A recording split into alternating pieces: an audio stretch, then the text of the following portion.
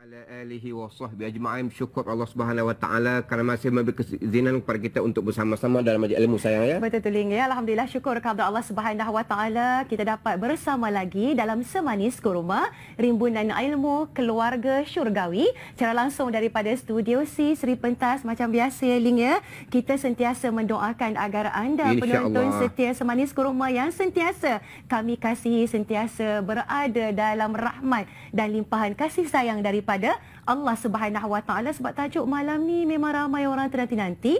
Dekat Facebook tanya apa yang kita nak kupas pada malam ni, iaitu seindah maharmu. Seindah maharmu ya. Cantik kan? Maknanya kalau kita tengok dalam bahasa Arab, mahar ni ialah satu pemberian, ataupun kita kata satu anugerah, ataupun kita dalam bahasa Arab disebut apa?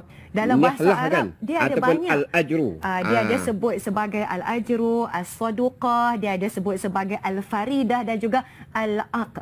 Banyak dan perkataan dalam ini Al-Quran merupakan satu kewajipan yang pihak suami wajib beri kepada isteri. Ya. Berdasarkan firman Allah Subhanahu wa taala, hendaklah kamu berikan kepada isteri kamu nihlah ataupun kita kata mahar atau mas kahwin dalam bahasa Melayu kita ya, sebagai pemberian yang wajib. Sebab tu bila kita sebut tentang mahar ataupun kita sebut tentang mas kahwin, bagi lelaki dan wanita memang saat pernikahan ini adalah sesuatu yang dinanti-nantikan. Bagi sepasang hati yang memang bercinta, tak sabar nak ikat cinta ni dengan tautan cinta Allah Subhanahu wa taala. Sebab tu kalau kita tengok muka pengantin ya Ling ya, tak ada pengantin muka masam. Memang berseri-seri. Itu disebab raja sehari. Sebab hari itu mereka menjadi raja. Ya, tapi jangan lupa wajah yang berseri-seri ni, Nabi pesan kepada kita sebesar-besar pernikahan yang mendapat keberkatan daripada Allah Subhanahu wa taala ialah mereka yang mudah maharnya ataupun mudah mas kahwinnya, ataupun ringannya mas kahwin atau maharnya ya. Dan sebenarnya ya, ada satu kisah daripada Sahal bin Sa'ad. Nabi didatangi oleh seorang wanita yang tiba-tiba datang ke depan Nabi dan ia berkata, "Ku serahkan diriku untukmu." Nabi diam je, tak jawab apa-apa sebab Nabi pun mungkin terkejut. Tiba-tiba lama sangat perempuan ini menanti apa jawapan Nabi SAW. Bangun seorang lelaki dan berkata, "Ya Rasulullah, kalau engkau tidak mau berkahwin dengan wanita tersebut, nikahkanlah aku dengan wanita itu." Maknanya lelaki ini bagi tawaran daripada dia nak menggantikan tempat Nabi. Dan Nabi bertanya kepada lelaki ni, "Kamu ada tak apa-apa yang kamu boleh jadikan sebagai mahar ataupun sebagai mas kahwin?"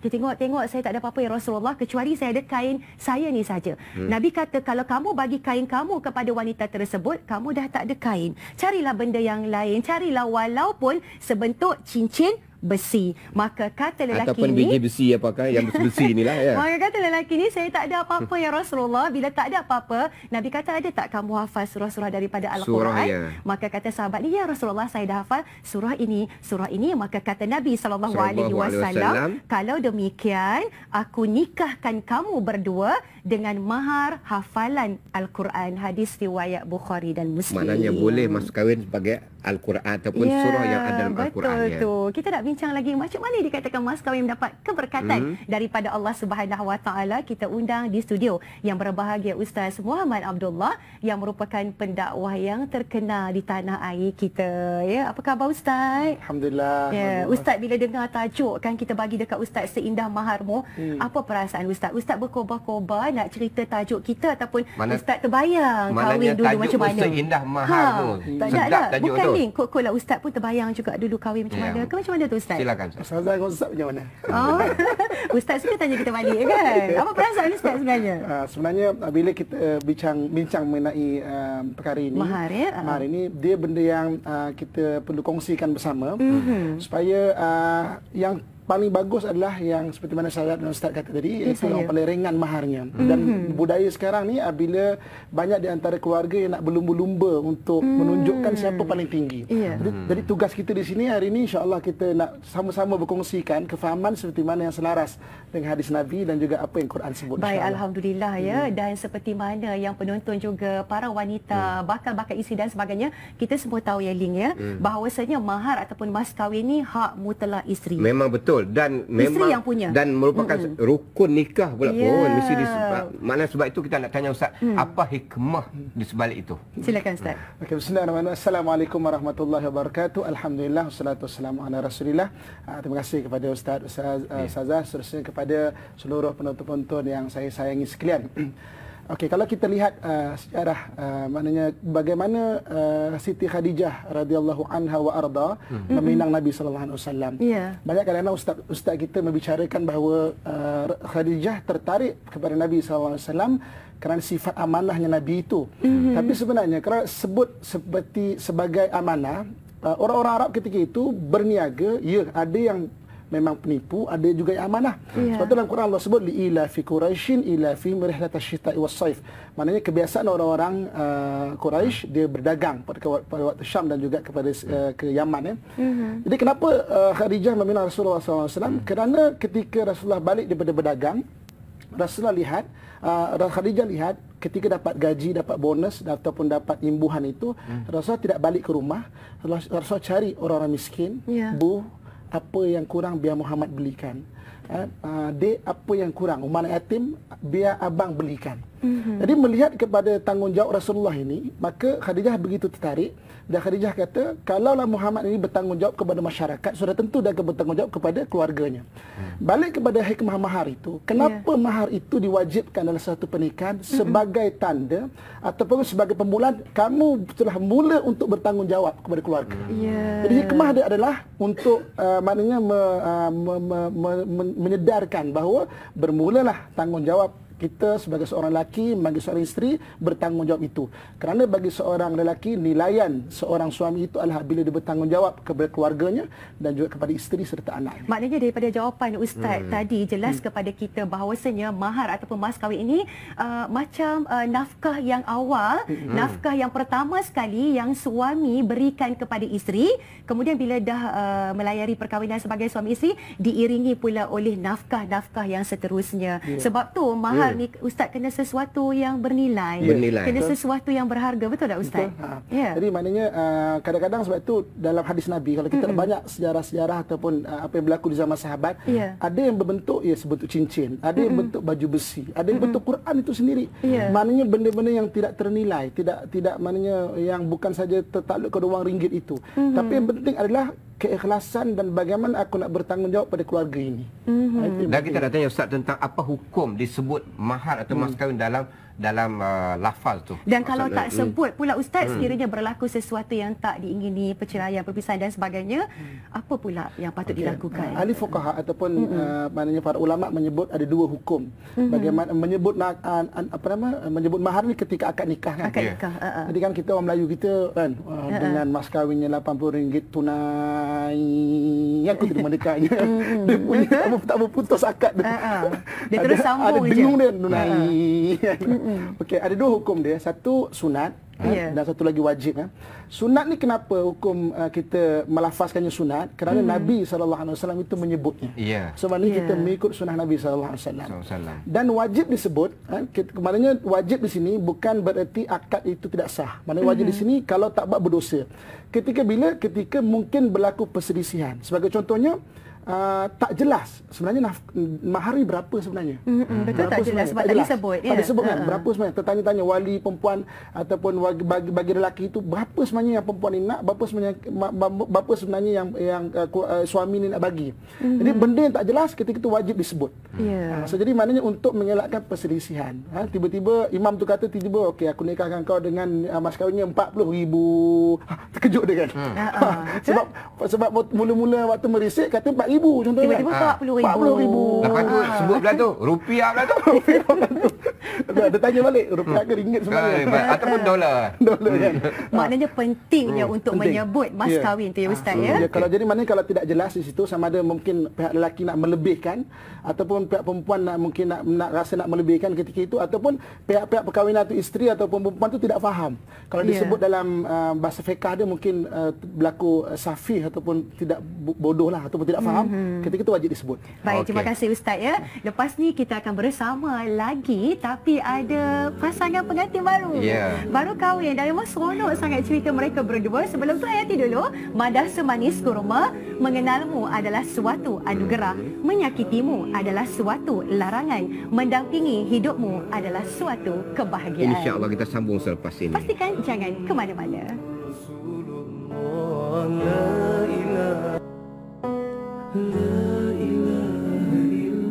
Alhamdulillah, semanis kurma rimbunan ilmu keluarga syurgawi menyambung mahabbah yang sangat indah pada malam Jumaat yang mulia ini dengan tajuk Seindah Maharmu. Dan kita masih lagi bersama dengan yang berbahagia Ustaz Muhammad Abdullah, diiringi oleh pasangan pengantin baru. Ya Allah, manis berseri-seri. Pengantin baru ya? Ya, kita pengantin lama. Iaitu Diana Amir dan saudara Muhammad Habibullah Abdul Rahman. Apa khabar keduanya? Alhamdulillah sihat. Diana dengan Habib dah berapa bulan mendirikan rumah tangga? Kami bernikah pada 25 Oktober. Maknanya sebulan lebih lah. nak masuk 2 bulan kan? Masya Allah, tahniah ya. Dan bila peminat Diana menyaksikan Diana saya langsung dalam semanis kurma pada malam ni ya Ustaz ya, kita tengok ya ramai orang mendoakan kebahagiaan Diana dan juga Habib. Mereka mendoakan, termasuk kami semua di sini mendoakan agar bahagia selama-lamanya. Namun mungkin ada di antara para peminat Diana dan juga Ustazah dengan Ustaz sendiri tertanya apakah ataupun mungkin ada sesuatu yang menyentuh hati Diana untuk melakukan penghijrahan. Dan Ustazah mengikuti perkembangan Diana bukan sekadar berhijab tapi ligat menuntut ilmu. Alhamdulillah. InsyaAllah rasanya antara sebab utama lah sebenarnya ada banyak sebab kan kita pun fitrah kita tahu kita bertuhan. Tapi bila kita ada ilmu tak mengamalkan pun tak jadi kan. Cuma bila Alhamdulillah Allah temukan saya dengan sahabat saya yang ceritakan saya kepada saya tentang Nabi Muhammad SAW, bagaimana Nabi Muhammad sangat sayangkan kita umat-umatnya sampai kewafatan baginda pun menyebut umati dan rasa kalau boleh kita punya kesakitan kematian tu nak letak dekat bahu dia. Betapa Nabi Muhammad sangat sayang kepada kita semua, tapi masa tu saya pula macam hidup tak fikir tak nak mati nanti, tak fikir yang sebenarnya kita ada satu kehidupan yang lebih abadi, yang dunia ni sebenarnya sebagai satu jambatan saja. So saya rasa rugi kat situ. Lepas tu kenapa kita kena sentiasa cari ilmu, sebab kita ada banyak macam poin kita untuk berhijrah nak jadi lagi baik. Tapi kalau kita tak ada ilmu tu macam penghijrahan tu, kemanisan tu takkan kekal lama. So sebab tu Alhamdulillah saya dapat berjumpa salah seorangnya macam Ustaz Muhammad Abdullah pun dalam usrah kami, usrah fitrah yang banyak ajar banyak sangat perkara. Dan sebenarnya ilmu tu penting lah untuk kita kekal di jalan tu insyaAllah. Betul, semoga berterusan selagi hayat dikandung badan ya. Kita akan tanya lagi pasangan pengantin ya, dulu. Banyak nak tanya lagi ya. Penonton tunggu-tunggu apa soalan lagi dah keluar lagi ya. First time kita lihatkan sekejap, kita tanya soalan kepada Ustaz Muhammad tentang dulu. mas kahwin ni. Memang sebaik-baik kahwin ataupun wanita yang berkait ni mas kahwinnya ringan. Mudah, apakah ya? ukuran ringan tadi, dan kita nak tengok juga negara-negara Islam yang lain macam mana mahar mereka. Silakan Ustaz. Silakan. Maknanya tak pakai duit shilling lah ya. Betul. Okey, maksud ringan di sini adalah tidak membebankan. Tidak membebankan. Sebenarnya ikut kemampuan keluarga lelaki dan pihak lelaki itu.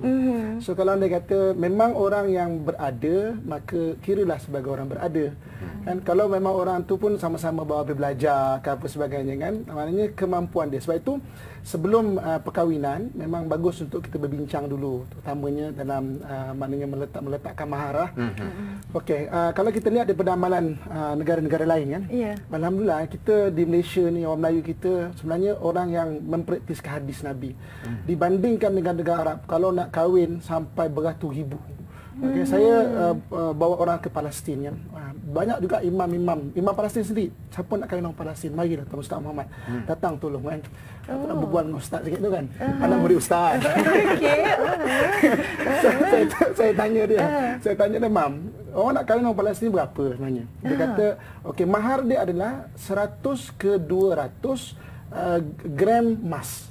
Masya Allah. 100 ke 200 gram. Kalau hari ni emas harga berapa? 140 kali 200 gram. Darab tengoklah 200 gram dekat 30,000. Itu baru mas kahwin, belum lagi apa nama perbelanjaan perkahwinan. Saya kata, "Mam, kenapa mahal sangat? Kan dalam Palestin susah." Kan.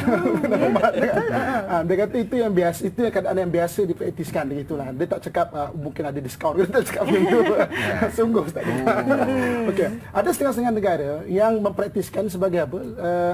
Dia letakkan mas kahwin tu terus tinggi. Katakanlah mak kahwin 200,000. Tapi ketika berkahwin tu bayar 5,000 saja.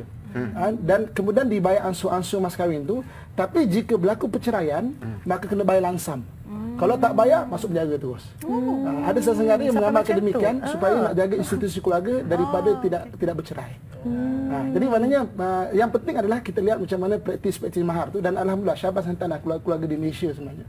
Kita adalah antara keluarga yang memang sebenarnya orang Melayu ni tak perlu datang nabi, datang pendakwah saja pun dah Islam dah. Maknanya lembutnya hati orang Melayu itu. Dan bila saya bicara dengan imam satu Masjid Aqsa, dia sendiri cakap, dia kata aku bukan nak bodek engkau. Dia kata engkau datang, engkau orang Nusantara dapat Islam dengan pendakwah saja. Kami orang Arab datang dapat Islam dengan pedang baru kami terima. Kau memang orang yang baik, kau lembut, dah banyak orang soleh daripada kalangan kau.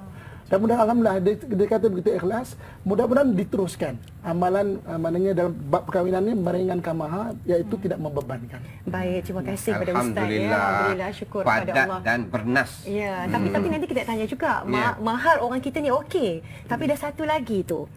Di segi wang hantaran. Tapi tak apa, Ustaz fikirkan dulu. Saya nak tanya kepada Diana dan juga Habib. Ramai termasuk Ustaz dengan Ustaz pun tahu juga ya, Diana memang hanya memohon mahar dalam perkahwinan ya. Kita pun tengok gambar dekat surat khabar, tidak ada wang hantaran ataupun dulang-dulang hantaran, 9 dibalas 7 ke 7 dibalas 5 dan sebagainya. Tak ada benda tu kan. Tak ada. Mas kahwin saja. Mas kahwin je. Adakah ini permintaan dan ketegasan Diana ataupun pujukan daripada suami tercinta ataupun macam mana? Cuba cerita, kedua-duanya kita nak dengar. Cerita dulu. Bismillahirrahmanirrahim.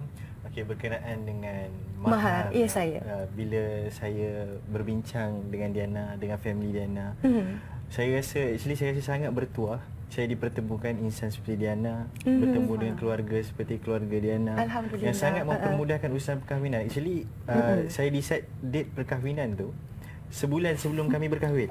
Kami betul nak siap date sebab pada waktu tu saya masih belajar di USM dan saya bekerja di Kedah. So bila saya balik bekerja di sini, saya berjumpa dengan parents Diana dan ayah dia cakap kat saya, Habib, macam inilah kita kahwin, kita buat yang simple dan ringkas sahaja. Kita buat yang wajib sahaja. Tak payah nak hantaran, tak payah dulang hantaran. Dan bagi saya rasa sangat bersyukur. Tak ada perkataan lain selain daripada alhamdulillah. Pada waktu tu saya rasa perkahwinan saya dipermudahkan. Itu yang saya rasa sangat-sangat bersyukur. Ini gambar ya dalam perkahwinan dia. Syukur. Sejuk kita kata seindah maharmu, sebab sejuk je kita tengok ya. Solat bersama. Alhamdulillah. Maknanya adakah ini solat pertama bersama dengan suami menjadi imam Diana? Macam mana? Kadang-kadang sebab Diana pun kadang-kadang ada pergi ke rumah family Habib. Kadang-kadang ada juga dia jadi imam. Tapi sebagai suami isteri memang di masjid tu pertama kali masa tu sujud syukur. Alhamdulillah. Rasa bertuah sebab ada seorang yang boleh mendoakan saya dengan hati yang ikhlas dan alhamdulillah lah saya rasa syukur sangat. Bagaimana dengan keluarga kedua-dua belah pihak ataupun kita katakan adik-beradik yang lain lah, sebab Diana hanya mohon mahar je saja Ustaz kan, minta mas kahwin saja. Mungkin ada keluarga, kenapa ni Habib mampu kan, kenapa tak minta hantaran? Sebagai contoh, apa pandangan Diana? Diana pun sendiri sebenarnya sebelum Diana faham tentang agama, memang Diana punya dream wedding lah. Terbayang macam-macam pantai lah, nak apa lah, itu macam-macam lah kan. Apa tu kan? Tema lah pun macam-macam. Itu mana impian seorang wanita ya. Selalunya macam tu. Kadang-kadang orang sampai bergaduh semata-mata nak dapatkan perkahwinan kira macam dream wedding dia orang. Tapi kita tahu wa makaru wa makarallah wallahu khairum makirin. Kita merancang dan Allah juga merancang, tapi sebab perancang ialah Allah. So walaupun sebelum ni saya banyak nak itulah nak inilah, tapi alhamdulillah Allah, kira saya rasa Allah sayang sebab tu Allah tunjukkan sebenarnya pernikahan tu bukanlah dari segi betapa hebatnya ataupun kadang-kadang orang nak tengok betapa mahalnya ataupun sebagainya, tapi alhamdulillah buat saya faham, keluarga saya pun memang selalu macam kan, kadang-kadang macam makcik cakap saya nak mesti nak kena berbalas 9 7 semua kan, tapi tak, diorang semua adik-beradik saya semua macam faham yang sebenarnya apa yang mudah itu yang terbaik, dan diorang cuma mendoakan insya-Allah selepas pernikahan tu duit yang lebih tu bawalah pergi honeymoon ke pergi jalan untuk berbahagia bersama lepas tu untuk masa depan nanti kan nak beli perkakas rumah, banyak lagi bakal dapat baby nanti ya. Dan bila Diana cakap macam tu, saya teringat hadis Nabi SAW.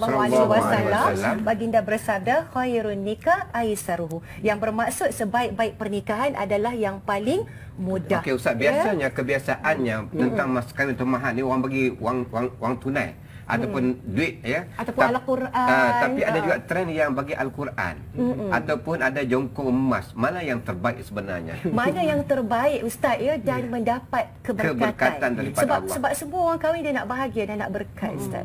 Okey, kalau pandangan saya lah kan. Okey, kalau dapat duit sekalipun kan, bahagikan kepada paling kurang dua benda lah, pada dua benda. Pertama, katakanlah dapat mas kahwin, kalau mas kahwin kan kalau macam RM80 tunai kan. So bagi RM40 kan. RM40 saya cadangkan, tambahkan untuk beli barang yang kekal. Sebagai contohnya, katakanlah belikan cincin ke, belikan apa yang walaupun ada cincin kahwin tapi ni dia perlu duit mahar. Lagi separuh tu buat wakaf. Wakaf yang kekal pahalanya, sebab bila mati anak Adam terputus amalannya kecuali 3, antara sedekah jariah. So carilah wakaf orang nak buat rumah anak yatim ke, sekolah ke, apa ke, lagi separuh tu kalau untuk mendapat keberkatan. Mana cincin yang separuh yang diberi, yang dibeli, ditambahkan untuk buat tu biar kekal ada di tangan kita, ataupun kalau tak ada tangan pun kita gantungkan kat rantai kita sebagainya kan. Baki itu buatkan benda yang kekal, ataupun sebagian lagi maknanya hadiahkan Quran pada satu orang anak tahfiz ke. So anak itu membaca Quran, dia menghafal Quran, satu hari dia jadi imam besar. Selagi mana dia terus membaca Quran dalam solatnya dan sembahyang mengimamkan orang, selagi itu perkahwinan kita terus diberkati oleh Allah Subhanahu Wa Taala. Betul, alhamdulillah ya. Ataupun kita tolong bawa sahabat di Mekah kan, tolong beli Quran, sedekah diletakkan Masjidil Haram, Masjid Nabawi ke. Masya-Allah, kan? alhamdulillah. Banyak orang buat macam tu kan. Banyak orang buat macam tu ya. Dan dia ada juga mas kahwin adalah senaskah Al-Quran. Kita akan tanya kenapa senaskah Al-Quran, sebab kita tak nak para penonton ya, Al-Quran ni hanya dijadikan sebagai perhiasan, letak dekat dulang-dulang hantaran dan sebagainya. Kita akan cerita nanti. Tapi sebelum tu, hayati dulu madah semanis kurma. Betapa bahagianya dalam hidup kita andainya dicintai dan juga mencintai. InsyaAllah kita sambung lagi ya. Jangan ke mana-mana.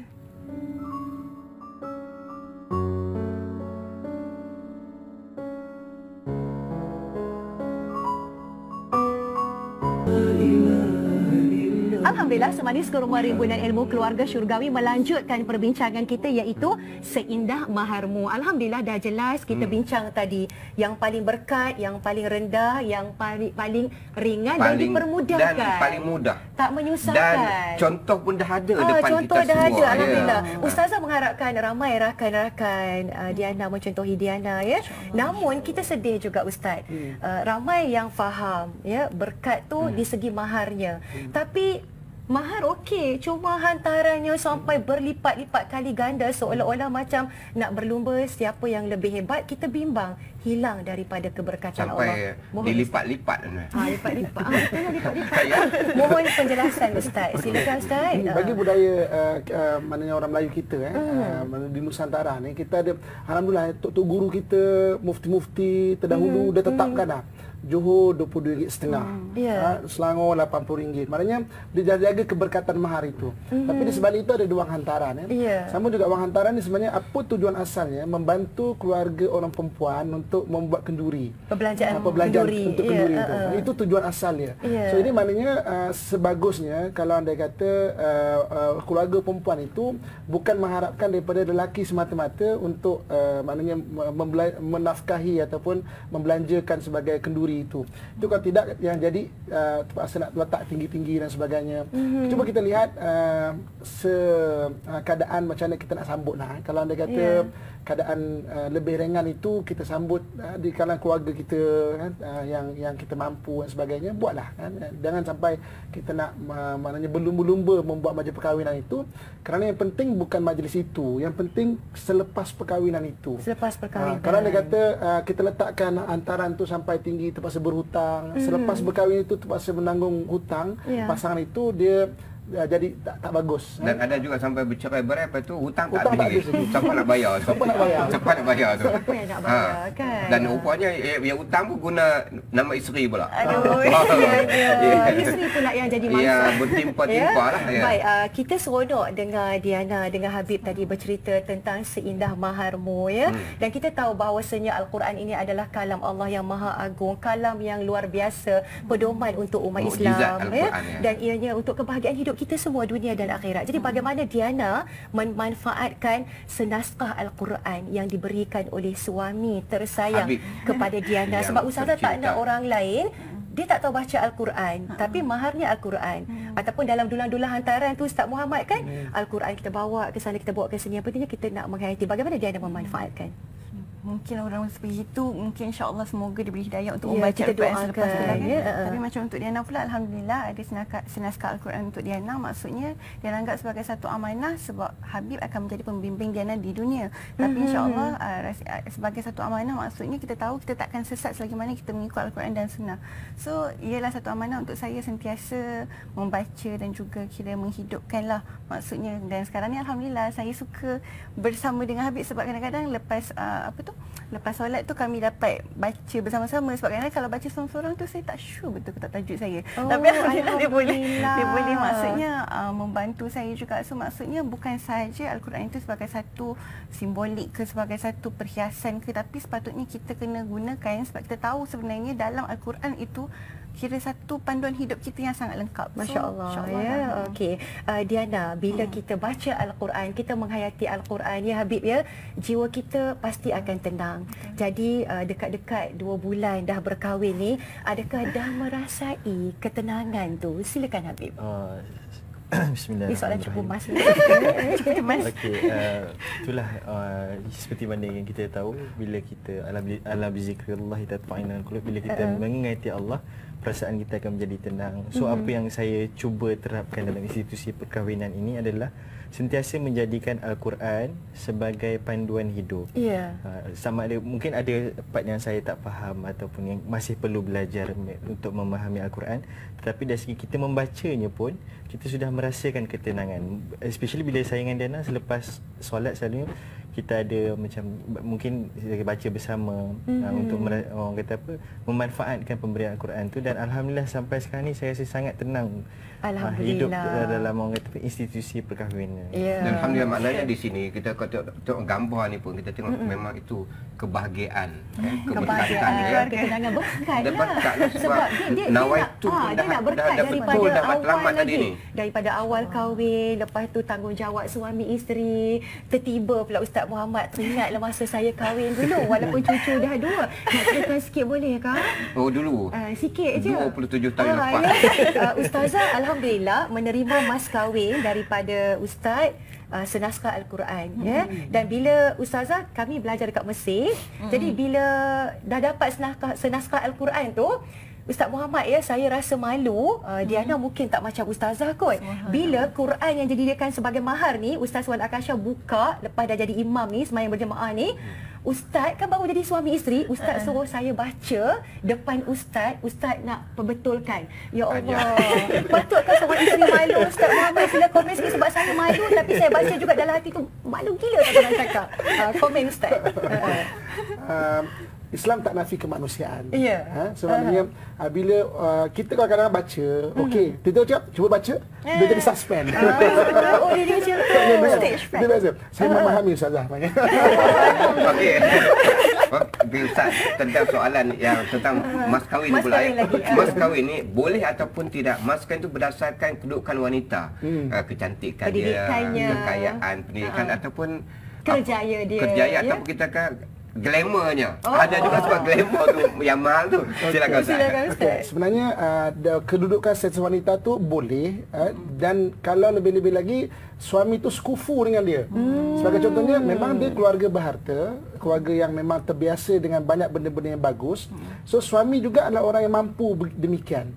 Sebenarnya itu bagi sekufu. Sebab tu dalam hadis Nabi sebut tungkahul mar'ah li arba'. biasanya perempuan dinikahi kerana 4 sebab. Kerana cantiknya, kerana keturunannya, kerana hartanya dan kerana agamanya. Maka Nabi kata 4-4 ni tak dinafikan, pilihlah yang beragama. Maksudnya sama-sama nak cari keredaan Allah Subhanahu Wa Taala. Jadi balik boleh ke tidak kita letakkan atas status dia boleh, tetapi tetap tidak membebankan. Okey, saya nak bagi jalan keluar ataupun perkongsian. Katakanlah satu orang perempuan keluarga tu kaya. Okey, maka dia nak supaya maknanya bakal suami tu juga maknanya biar maruahnya terjagalah.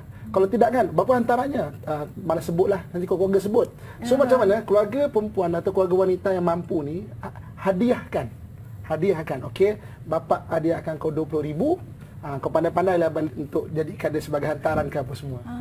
Jadi maknanya bapa mentua dapat pahala bersedekah, dapat pahala berhadiah. Dan pahala berhadiah tu Nabi sebut apa? As-sadaqatu bi asyri amthaliha. Sedekah pasti Allah akan balas 10 kali ganda. Maknanya pak mentua tu Allah janji akan balas 10 kali ganda. Bagi bakal menantu tu 20,000, dapat 100,000 insya-Allah. Itu hadis Nabi SAW. Jadi maknanya mungkin 10 kali ganda sungguh, mungkin 10 kebaikan. Jadi Nabi itu sadiqul masduq, benar lagi dibenarkan. Dan perkataan Nabi itu wa ma yantiqu anil hawa in huwa illa wahyu. Tidak dia berkata dengan hawa nafsu kecuali wahyu yang diturunkan kepada baginda. Sebab itu maknanya kalau anda kata mungkin status keluarga perempuan lebih tinggi, sedekahkan, hadiahkan kepada bakal menantu tu. Jangan Nabi duit tu pergi cari perempuan lain. Baik, tadi Ustaz ada sebut dan saya pun tertarik juga Ustaz kata wang hantaran kalau ikut adat kita diberikan untuk membantu keluarga perempuan mengadakan kenduri perkahwinan ataupun wali matul urus. Tapi biasanya Diana, Habib wang hantaran tu kerap disebut dan itu yang lebih dibanggakan daripada mahar ataupun mas kahwin. Boleh atau tidak Ustaz Muhammad kita pakat-pakat kedua-dua belah keluarga ni kita hanya menyebut ataupun mengutamakan yang wajib macam Diana dengan Habib buat iaitu mahar aja, tapi hantaran tu kalau nak bagi macam Ustaz kata tadi senyap-senyap tak payah cerita dekat orang, jadikan sebagai hadiah. Ustaz setuju ataupun tidak? Benda tu lagi utama sebenarnya. Kadang-kadang nak disebut tu sebagai nak tunjuk anak saya dia 18,000. Mana cakap boleh dah. Ada boleh batuk. Mana batuk mulai tu. Batuk orang kaya.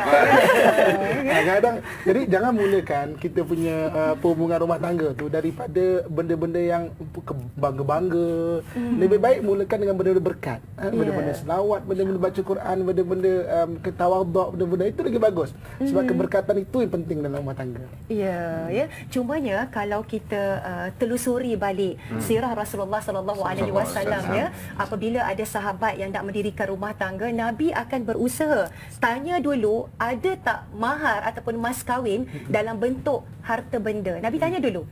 Sebab tu kita tahu Saidina Ali maharnya kepada Fatimah ialah baju besi kan?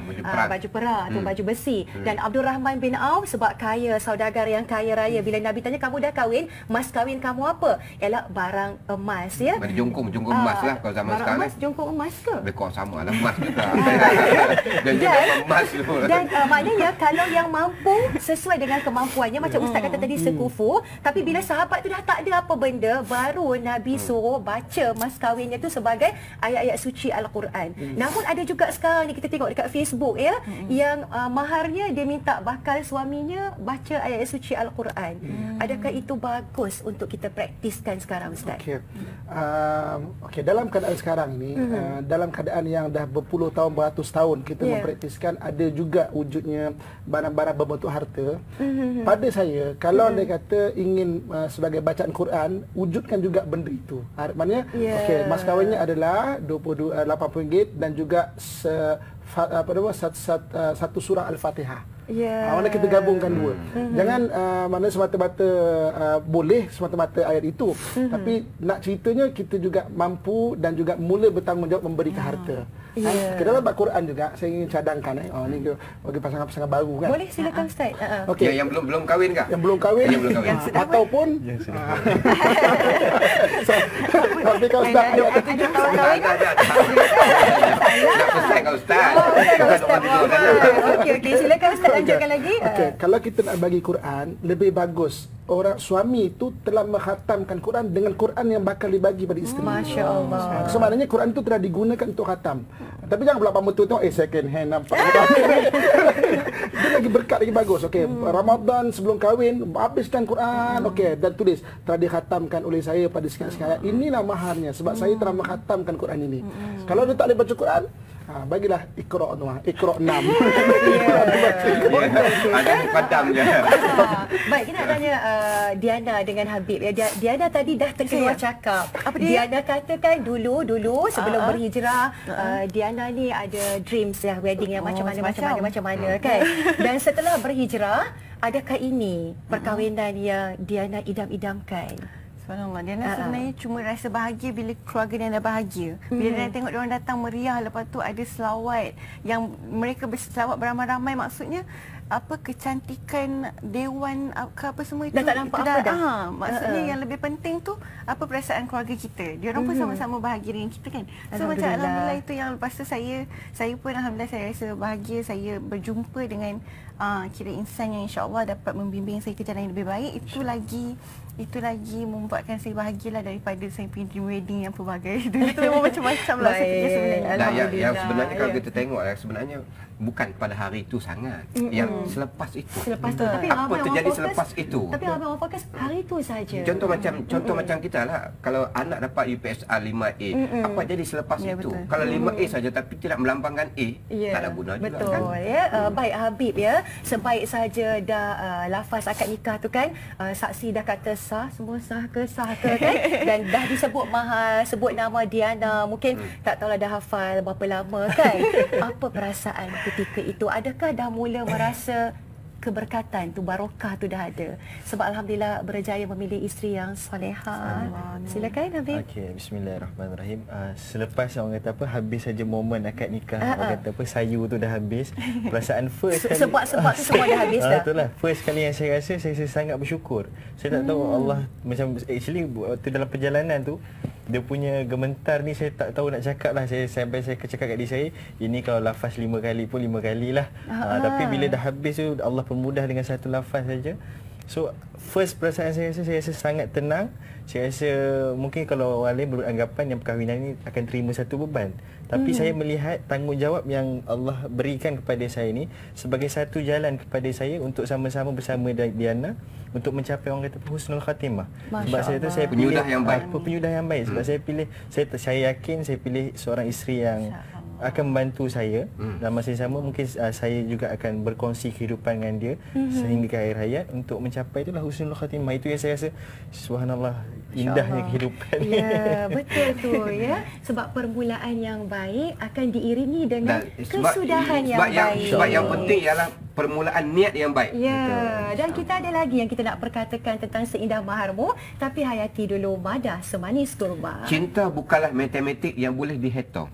Cinta bukanlah satu perniagaan yang ada untung dan rugi. Tetapi cinta sebenarnya adalah bahagia dan membahagiakan. Amboi, semanis kurma berehat seketika kembali bermahabas. Lepas ini jangan ke mana-mana.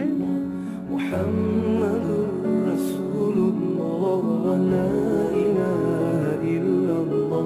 Muhammadur Rasulullah,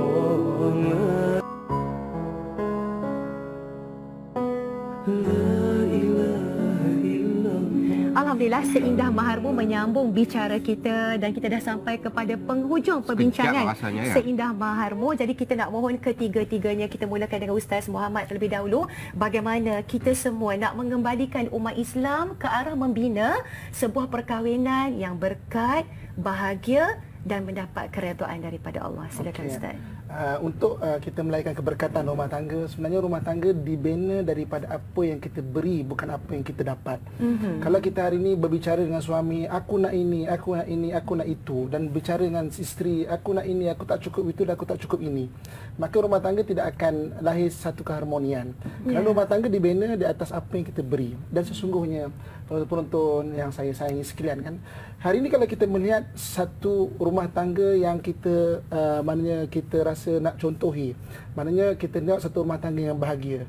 Sebenarnya apabila kita melihat sebuah rumah tangga yang bahagia, kita sedang melihat seseorang sedang berkorban dalam rumah tangga itu. Mungkin seorang suami, mungkin seorang isteri. Kan sebab tidak ada satu rumah tangga yang bahagia kecuali dengan pengorbanan. Isteri ataupun suami. Sebab itu bersedialah untuk berkorban dalam rumah tangga dan pengorbanan kita tidak akan sia-sia. Sebab Allah Subhanahu Wa Taala sebut dalam Al-Quran, di antara perkara yang paling menggembirakan kita bangsa manusia adalah kita masuk syurga, satu keluarga masuk syurga sekali. Fa amma man utiya kitabahu bi yamini fasawfa yuhasabu hisaban yasira wa yanqalibu ila ahlihi masrura. Dan siapa yang diberi kitab dengan tangan kanan dia akan dihisap, dikira dengan hisap yang ringan dan akan dikembalikan kepada ahli keluarganya masrura, dalam keadaan gembira. Tentu mudah-mudahan Allah kurniakan kepada saya, kepada Diana dan pasangan, kepada ustaz dan kepada siapa-siapa yang menonton pada malam berbagi ini, keluarga yang bahagia sampai ke akhirat. Amin. Mudah-mudahan sebut amin. Amin saja. Amin. Ada bahagia amin. Tapi Muhammad itu doa. Amin. Tapi amin adalah merupakan doa. Baik. Baik, terima kasih Ustaz. Silakan Habib. Okey, macam pada khidmat saya, bagi saya untuk kita merasai kemanisan berumah tangga, mempermudahkan urusan perkahwinan, bagi saya first kali kita kena sentiasa mencari ilmu Allah lah. Sebab hanya dengan memahami apa yang kita amalkan, dari situ saja kita akan mendapat kemanisan dia. Sebab hanya dengan ilmu, kefahaman, dan kita akan merasa kemanisan pada akhirnya. Baik. So bagi saya sentiasa mencari ilmu Allah, insya-Allah. Baik, terima kasih kepada Habib. Bagaimana pula dengan Diana? Silakan Diana. Bagi saya sebenarnya kita nak cari redha Allah, nak cari redha manusia sebenarnya. Sebab kalau nak cari redha manusia, nak cari pujian manusia, takkan pernah habis. So kita sebenarnya cari apa yang kita nak Allah sayang kat kita. So kita buatlah apa yang kita boleh untuk mendapatkan redha Allah, itu yang kita kena utamakan. Dan sebenarnya saya nak ucapkan terima kasih kepada keluarga saya, mak, abah, tiba-tiba ucapan raya kepada semua ahli keluarga saya, adik-beradik saya, sebab mereka juga mempermudahkan urusan pernikahan kami. Dan alhamdulillah kiranya tak banyak ni sangatlah, tak banyak susah-susah. Orang cakap takut daripada orang yang ada simpanan sebab nikah aja sampai jadi berhutang, jadi negatif dekat akaun. Lepas tu simpan bertahun-tahun lamanya. Betul. Habis satu hari saja kan. Lepas tu habis macam tu. And then ada orang yang sanggup melambatkan pernikahan tu semata-mata sebab nak satu wedding yang grand ke ataupun yang tak mampu.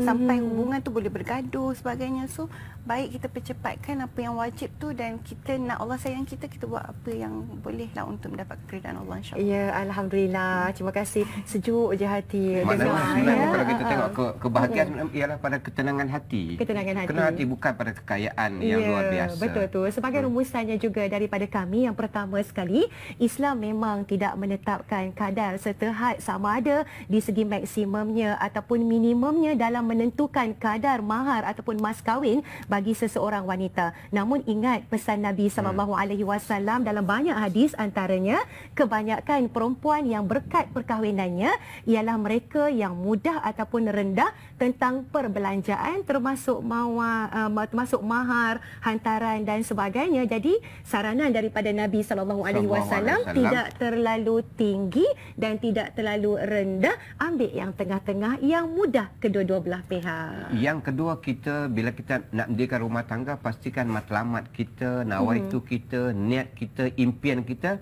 untuk mencari keredaan Allah Subhanahu Wa Taala, bukan mencari keredaan manusia. Baik, macam yang Ustaz Muhammad sebut tadi, ada orang yang kaya Ustaz kan, ada orang yang mampu ya, mereka nak berikan sebagai hadiah dan seumpamanya, maka tidak menjadi kesalahan bagi mana-mana suami yang mampu memberikan mahar yang tinggi kepada isteri berdasarkan firman Allah Subhanahu Wa Taala dalam surah An-Nisa ayat 20, wa ataitum ihdahunna qintara, yang bermaksud kamu telah memberikan kepada salah seorang daripada mereka harta yang banyak, namun pilihlah jalan yang membawa keberkatan daripada Allah Subhanahu Wa Taala. Yang paling mudah, yang paling ringan. Ya. Dan yang ketiga, kita kena ingat mahar, kita dah bincang daripada awal tadi semua, mahar adalah suatu kewajipan. Sedangkan wang hantaran ini hanyalah adat sahaja. Ya. Jadi sebaik-baiknya kita pilih yang memudahkan dan kita pilih yang tidak menyusahkan kedua-dua belah pihak. Niat kita untuk membina perkahwinan yang berkat, bahagia dan mendapat keredaan daripada kita Allah. Kita mesti utamakan yang wajib. Ya, dan ada doa kita nak berikan. Doa kita nak bagi kepada semua ya, termasuk orang yang bercakap pun ya. Samalah kita semua.